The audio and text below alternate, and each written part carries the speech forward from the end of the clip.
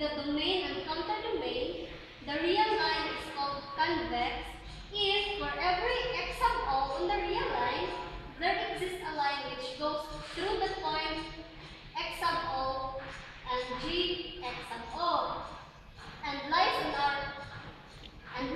on or under the graph of the function g dot. So, kung si g dot kuno, iharap ko na siya mahimong convex if muagi siya kang real line. So, best example is the x squared. So, nara si x squared ang pag-solve. So, x squared. So, kung 0, 0, negative 1, 1, negative 2, 4. So, pag ato na siyang i-graph, dere, makita na to ang iyang graph, di ba? Ang graph sa kanang x squared. Nahimo siyang convex kay ni-touch siya kang x sub O. So, si x squared is a best example of a convex function. So, muna siya ang best example. And then the next topic will be discussed by Ms. Cassis.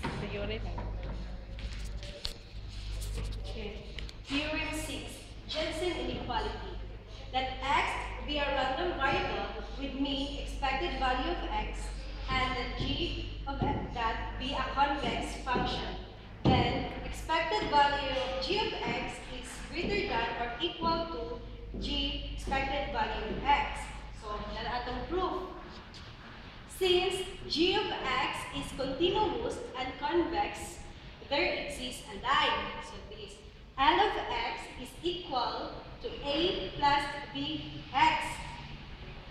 Kay kaning a plus bx, mo ni siya ang formula sa line. Okay. L of x is equal to a plus bx is lesser than or equal to g of x. Kaya nasa tong definition nga, lies or under, mo na siya.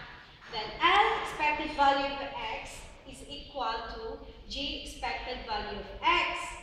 So, ato i-distribute that. Expected value of L of x is equal to g expected value of x.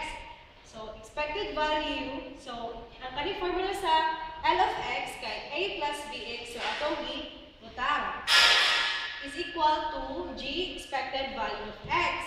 So, atong na kung i-distribute ka ng expected value. So, a plus b expected value of x. So, mo na siya. Then, kanyang formula mo siya sa line. So, L atong ibutang, expected value of x is equal to g expected value of x. So, L expected value of x is lesser than or equal to g expected value of x.